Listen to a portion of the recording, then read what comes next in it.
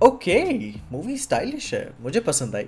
And technically भाई इसे कोई काट नहीं सकता। Where I can see the vision with Vijay Deverakonda. बंदे की परफॉर्मेंस में कन्विक्शन वो डिलीवर करता है। एंड आगे आने वाले कुछ सालों में अगर सब कुछ सही रहा तो ही has the potential to be one of the greats. पर अभी मैं कहूंगा कि फिल्म की स्टोरी विजय देवरकोंडा की परफॉर्मेंस को लिव अप नहीं कर पाती। मतलब कि doesn't live up to the actors and even technical teams talent. The script isn't just strong enough कि आप इसके यूनिवर्स के लिए रूट करो। मैं बंदे के लिए रूट कर रहा हूं, मैं अपने टेक्निकल टीम के लिए रूट कर रहा हूं, फिल्म के एस्थेटिक के लिए रूट कर रहा हूं, पर मैं इसके मीडियोकर स्क्रीन प्ले के लिए रूट नहीं कर पाता। जहां आप खैर किंगडम मूवी जिसे हिंदी बेल्ट में साम्राज्य के नाम से रिलीज किया गया, जिसकी स्टोरी बिना स्पॉइलर के कुछ ऐसी है कि सूरी एक मॉडेस्ट पुलिस कांस्टेबल है जो कि अपने भाई को ढूंढना चाहता है, पर अपने एंगर इश्यूज और अपने भाई के लिए कुछ भी कर गुजरने की इच्छा उसे एक डेंजरस अंडरकवर मिशन पे लेके जाती है, जहां श्रीलंका की सरजमीन पे अब उसे इंडियन गवर्नमेंट की तरफ से इनसाइडर की तरह काम करना है। पर उसे क्या पता था कि जहां वो जा रहा है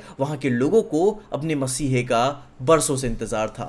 तो ये वही मसीहे वाली कहानी है जहां पे मुझे जब थोड़ी देर बाद पता चला था कि फिल्म के डायरेक्टर अपने जर्सी वाले हैं, तो थोड़ी सी मेरी एक्साइटमेंट बढ़ गई थी फिल्म को लेकर। पर अपने टिपिकल ट्रोप्स का डर तो था ही कि फिर वही केजीएफ मसीहा स्लो मोशन वाला एक रूटीन मासी सिनेमा देखने को मिलेगा, पर ऐसा पूरी तरीके से नहीं है। अपने गौतम टिन्नुनारी, आई एम सॉरी अगर प्रोनाउंसिएशन उनके नाम से सही नहीं जा रहा हो, उन्होंने इस फिल्म को लेकर कोई रेगुलर मासी मसीहा वाली फिल्म नहीं बनाई है। They want to make a massy film but not a regular massy film. It's visually beautiful, mesmerising, but the polish can't hide the cracks in the writing. आपको देख के लगता है कि फिल्म में कैपेबिलिटी है कि एक मासी सिनेमा का ये पूरा ढांचा ही बदल दे इंडियन सिनेमा में। कि जैसे फिल्म में बहुत कूल मोमेंट्स है यार, कि मेरा फेवरेट सीन जब आता है कि जब वो शील्ड सामने लेकर आता है गोलियां रोकने के लिए देवरकोंडा का, जैसे वो गन्स चलाते हैं जैसे कि हॉलीवुड वाले फिल्मों में हम देख पाते हैं। वो कोरियोग्राफी एंड और तो और जो मीनिंगलेस ब्लड बात भी नहीं दिखता। There's genuine effort behind the action and वो देखकर आपकी आंखें स्क्रीन से नहीं छूटती। They are 110% fully capable कि वो एक फार मूवी दे सकते हैं। पर एक किसी और फिल्म में एक डायलॉग था ना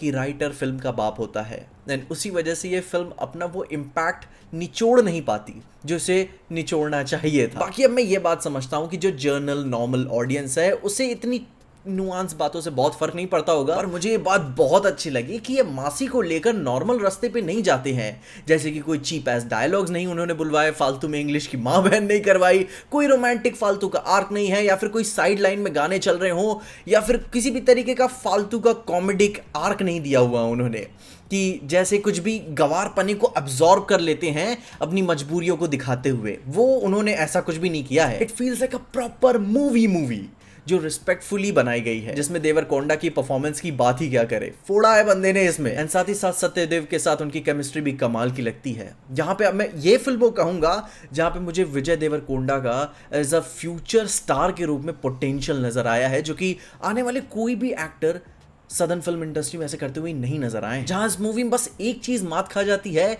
वो है इसकी कहानी में एक्साइटमेंट देने से। They have intensity, they have the spark, but they forget to channel it into something meaningful.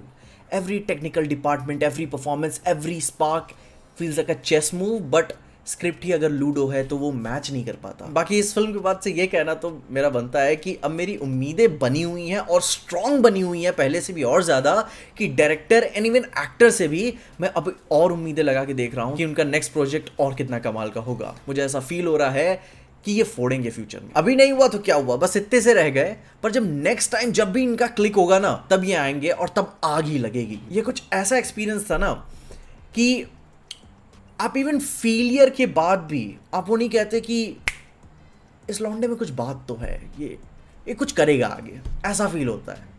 बाकी आप अपने ओपिनियंस बताओ कि अगर आपने साम्राज्य या फिर किंगडम मूवी देखी है, अपने ओपिनियंस मुझे कमेंट्स से ज़रूर बताना, और तब तक के लिए देखते रहना पीजे एक्सप्लेन।